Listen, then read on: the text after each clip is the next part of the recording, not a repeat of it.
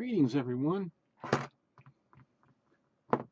You know, I just spent almost a half an hour brushing my teeth and my tongue. The inside of my mouth and my tongue was all black. That's what I get for eating this racist candy. Took me half an hour to get that all out of there. Freaking racist candy. I think I'll stick to this Caucasian racist candy. Cracker Jack. Look at crazy cracker on the cracker. Crazy cracker.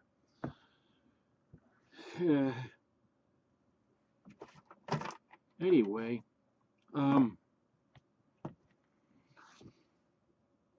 got a major haul here, man. Holy Christ. These two tubs back here, there's about 350 comics that I bought from this guy during the summer, and I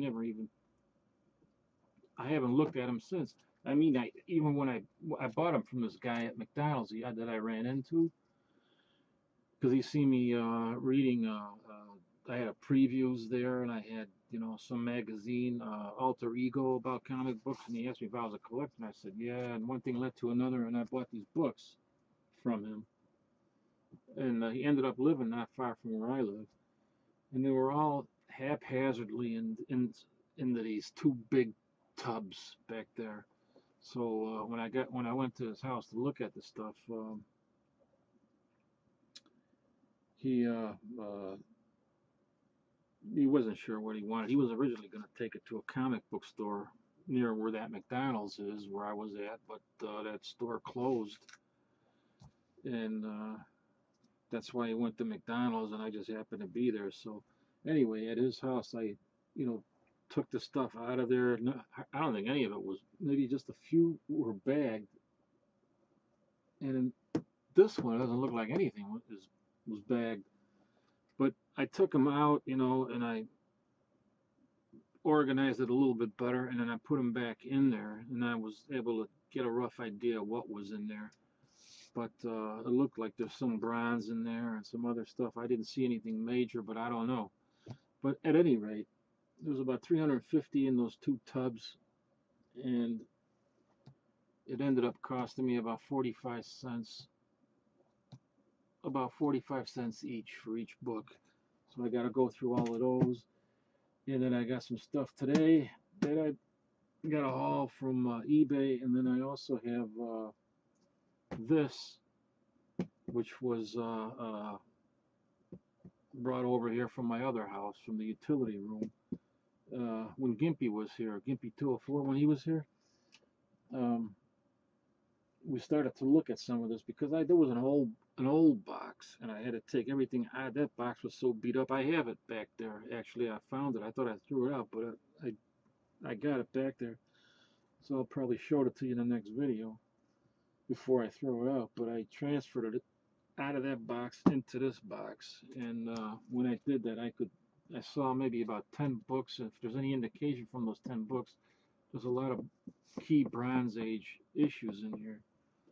So anyway, to start it off, I am gonna start with this, an unboxing here, really quick, because these are a couple of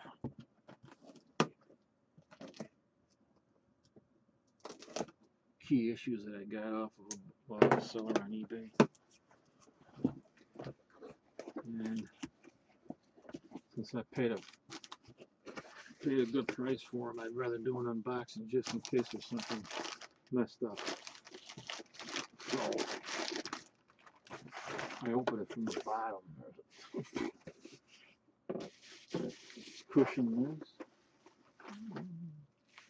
This is good. I like the way that's the way it should be done. It should be put in bubble wrap.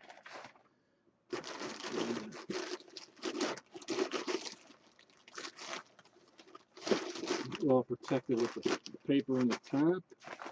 This was in between, and then there was more paper on the bottom. So that's a good way to do it. And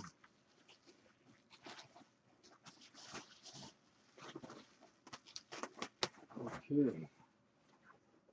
And here they are. Oh yeah, really nice copies here too. This is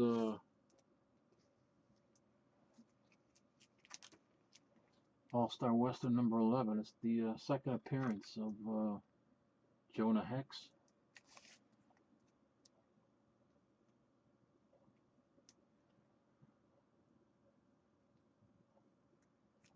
Pretty nice. Got sharp corners. Pretty sharp corners.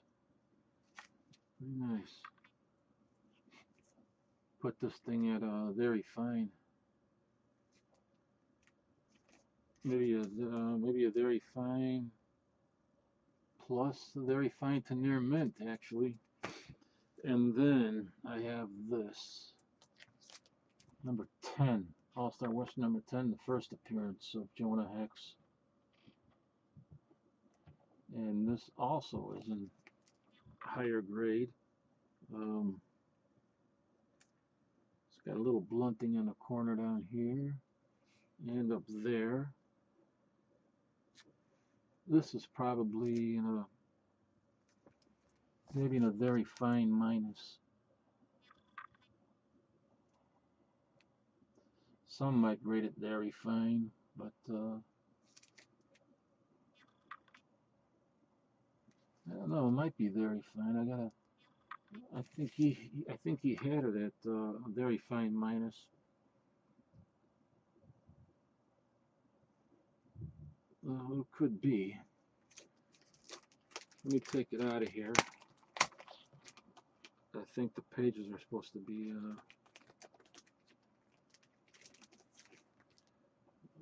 Oh, it looks pretty good here. Yes. Nice pages, nice and flat.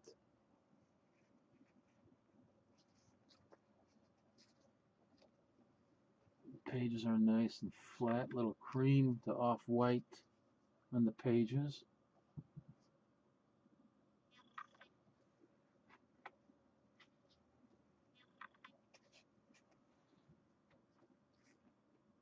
Looks like a pretty nice copy. Well, it could be very fine. I have to look at it in more detail, but yeah, I'm happy with these. First and second appearance of Jonah Hex.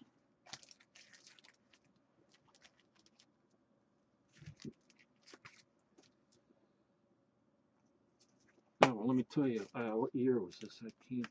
I don't recall the year in this. Let's see here. 1972. February and March, 1972. Yeah, so I'm happy that I got these. A couple of keys right there. And oh, I'm going to save this bubble wrap. Oh, got this. Public service. Ditko's public service package. This is actually pretty interesting. This is also, numbered and signed by Robin Snyder because these are produced by Robin Snyder and Steve Ditko. Robin Snyder worked for Charlton at the time when Steve Ditko was there. Robin Snyder told me that I thought he was assistant editor or something over there, and he told me he was, I guess he and his wife were secretary to editor Dick Giordano. So this is very interesting. It's all about the comic book industry. Typical Steve Ditko objectionist philosophy, and he makes fun of the comic book industry and clash of morals and things of that nature. Very interesting, man. I actually like it. Okay. Now I'll go back to this here. These are my other pickups. Um, I think I can't. I think this is the issue that I showed you that I picked up from Chicago Comic Con. That I was really happy to be able to get this for the price that I got it. I'm pretty sure that was the issue, unless, yeah, that was it. That was the one I picked up at the, where is it? Right, I'm so confused. Oh, this is the one I picked up at the con, right there. Batman, Detective 359, first appearance of, origin of the Batgirl, and I think this is also the first appearance of, Silver Age appearance of the Killer Moth. Anyway, that's what I picked up at the con. And then I picked up this, another copy.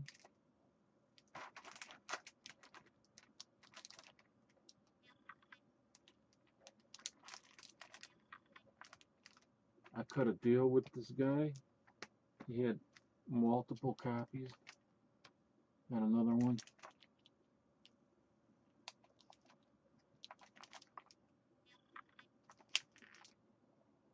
These are all in at least very good and fine condition. I'm probably gonna be putting one of these up, you know, for sale. But he cut a real good deal, so I was able to get the 3 of those. I mean, yeah, I mean the 2 of those. This I think I already showed you in another video, but it was starting to, the cover was starting to come off, so I did some repair work on it, and I'm keeping it as my reader copy, but it's in pretty nice shape. And the repair work, that, you know, like if you put tape on here, because it was starting to, it had all these tears right there, so I used some mending tissue, which can barely be seen. And it's acid free, and it's specifically designed, you know, to do repair work on documents. So I don't, because I don't use just tape. But at any rate, that's no longer considered, as you probably already know. Uh, using tape is no longer considered a restoration.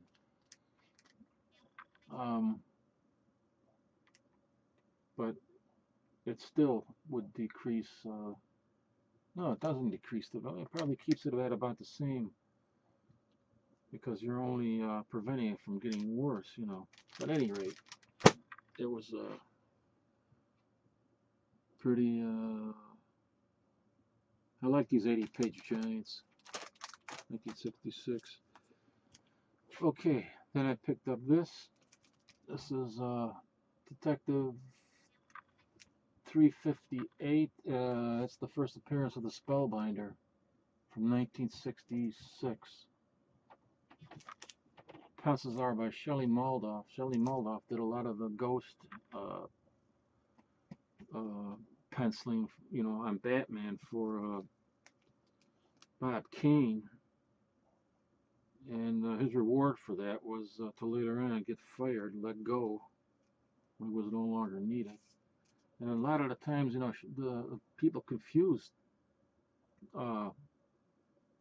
Shelley Maldoff's penciling on Batman with Bob Kane. They thought it was Bob Kane's artwork. So when people were buying original art, they thought it was Bob Kane. And it was really Shelley Maldoff. Oh, brother. Anyway, here's 360.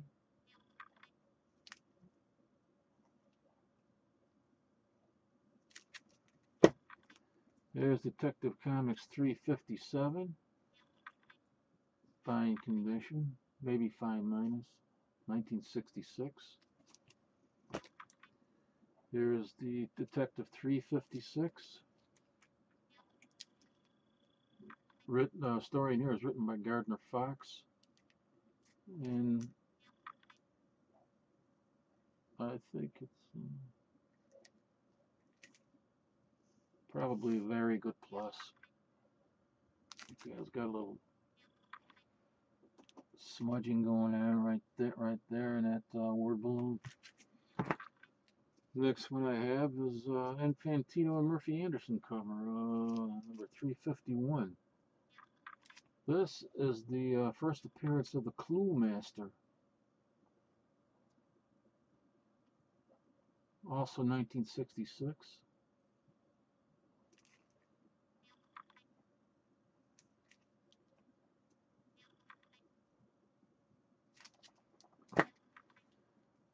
Next we got Hunt the Go-Go, Detective 352.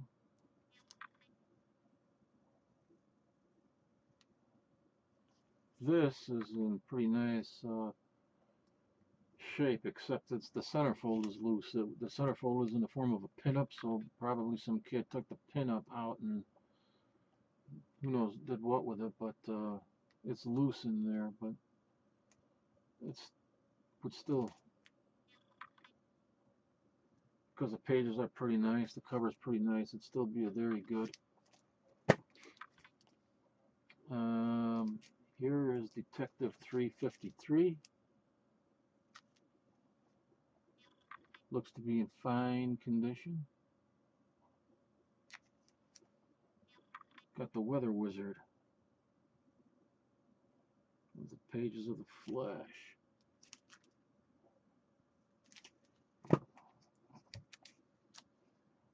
And here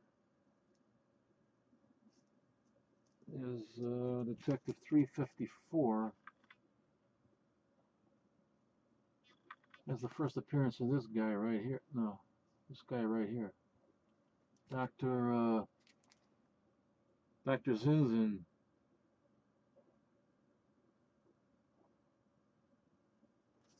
Dr. Zinzin, Master of the Mystic Arts from DC. I think that's DC's version of Doctor Strange. That's his first appearance.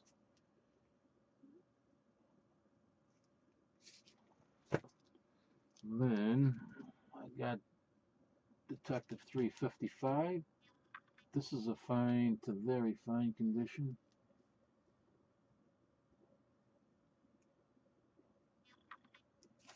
The Hooded Hangman. That's not the first appearance of that guy, though.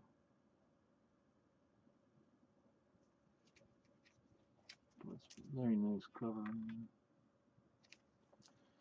And then I got a reader copy of Detective 359. This is probably in, oh, I don't know, maybe good condition. I don't know if you can see that.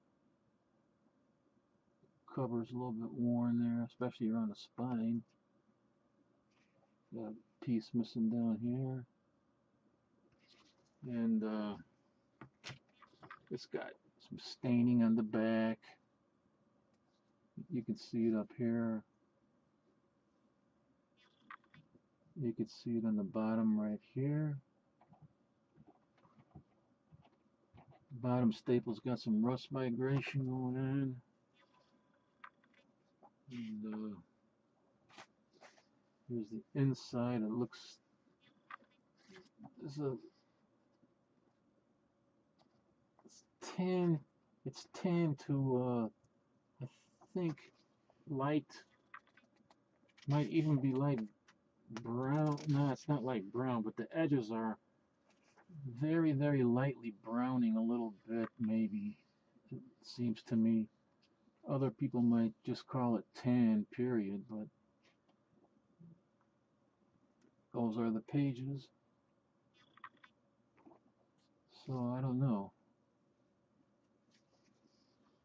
Somebody might grade this even a higher than good. It's got some problems here on the edge. You can see a stain up there.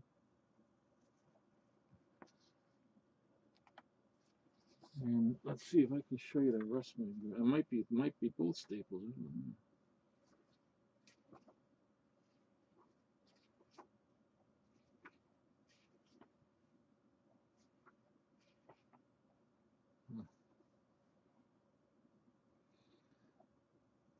No, it's just the bottom staples got some rust migration going on right there. But the pages are actually pretty nice. So otherwise, I guess maybe they are tan, but the inside, the inside cover is definitely, getting a little brown there on the edge. And of course, the staining. That probably puts it, in my opinion, in a good, probably good plus. But, so those books cost me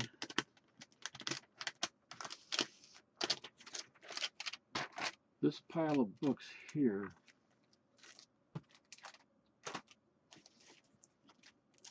There's 10 of them all together. 10 cost me one.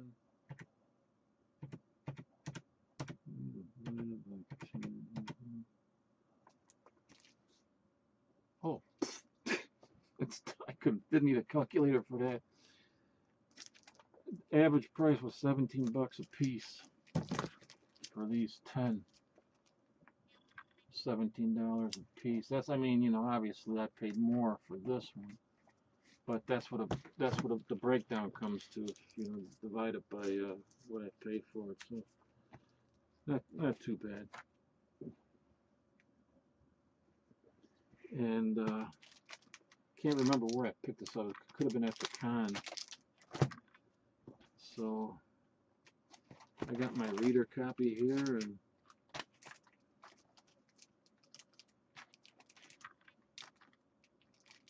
holy crap.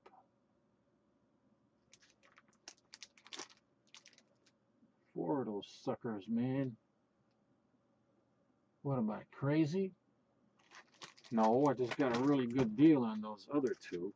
I got a pretty good deal on these 10 at $17 a piece. And just this one I paid a lot for at the convention. I already showed that to you. But buying both of these at the same time got me a good deal. So that's that. Ooh, let's see here if I got anything else. I don't think I'm going to be eating these anymore. I should be ashamed of myself anyway, eating that racist candy. I will eat that though.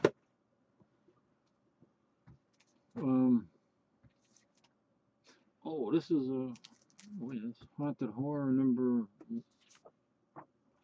Oh, I know what I wanted to show you. I collect the Haunted Horror, right? So, it's from IDW. IDW is also putting out now these a companion to that series. I love my horror. Love my horror. Yes, I do. Ogden Whitney cover right here. This is Weird Love number 1.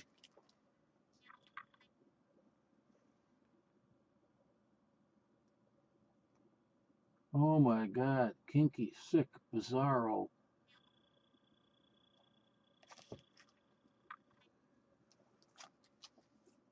So they're reprinting all the strange and weird oddities and the funny, hilarious stories of the particularly of the 1950s and early 1960s that were in the form of romance comics reprinted in Weird Love. So that was the first issue of that. And look at some of the stories that are in there. I Fell for a Commie. You Also Snore, Darling. Beautiful Booty, Love for the Lunatic.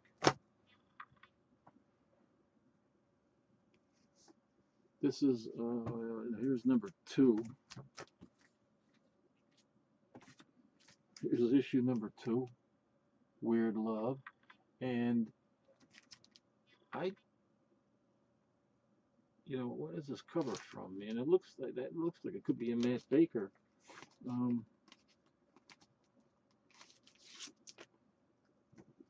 Look what she says there. And just what must I do to get those? My secret exposed. I was an escort girl.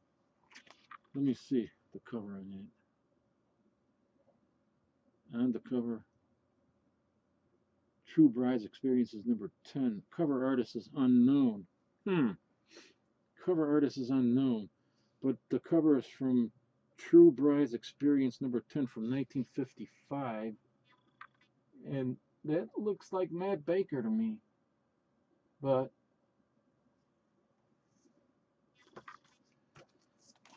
don't know.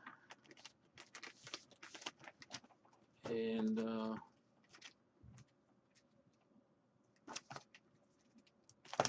two. Oh, here. Getting confused. Here's number 3. This is the latest one that's out. Weird Love. Number 3. Some of the titles of the stories in there. Love, honor, and swing, baby. Weep, clown, weep. There's no romance in rock and roll.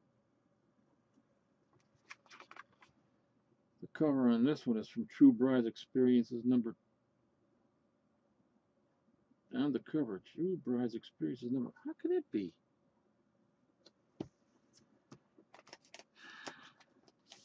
Are these guys nuts or something, man? What the?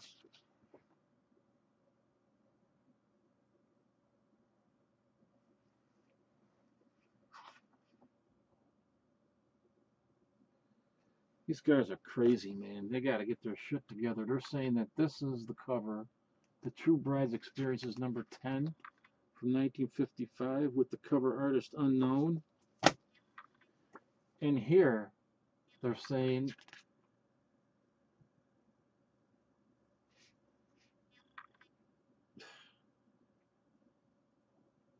that this is the cover, the True Brides Experiences number 10. And the cover artist is attributed to Al Avieson. Al Avieson.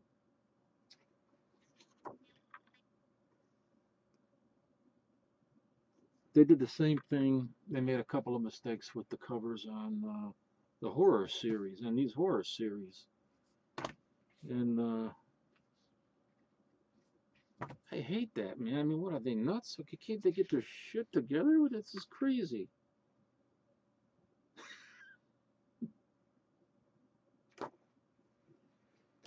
Oh, brother. Well, now I'm not even sure what cover this is. I'll have to contact them and find out if they have any, if there's a correction maybe on their website for this. Because I have no idea what the real cover is now. Those idiots. Man. But it's a lot of fun reading these, I'll tell you. I mean, I'm not big into romance comics, but I'm getting more interested in them because the stories, are so, a lot of times, hilarious compared to what, I mean, for the period that these comics were published in, they were kind of serious, but today they're almost laughable. In this day and age, they're practically laughable. Nobody does stuff like this anymore. So anyway, that's the companion book to Haunted Horror. And what a companion, the sister book. These are the manly books. And these are the girly books. But I don't care. I'll read it. Anyway, that's it. That's what I got there. And, ow. Crap, buddy. Yeah, these are going to be nice. I'm glad I got these. I've been wanting to get these for a long time, too, because I know I didn't have them. key first appearances, second appearance, Jonah Hex. Okie dokie. So next time I'll be going into this box and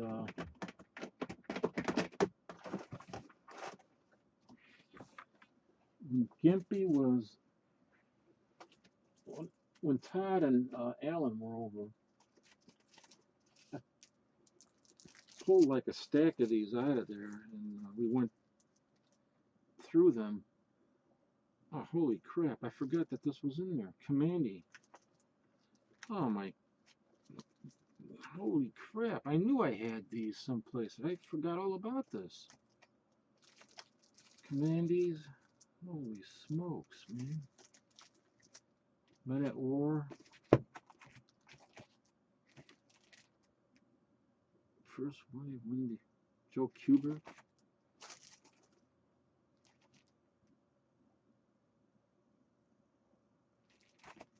That must have came in from a different book. Oh, I gotta show you this. Wow. Okay. I forgot that these are probably some of the books that we looked at real quickly in that video when Gimpy was here. I'll just show you those again and then start going down.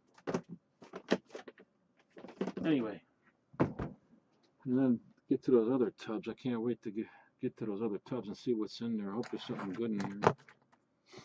But can't beat it for 45 cents a piece, those comics. You know. Some bronze in there, probably Copper Age. I think mostly bronze though. So okay, then that'll be it for today, part 1. Next time I'll be doing part 2. Uploading that. Anyway, thanks for watching and live long, be well.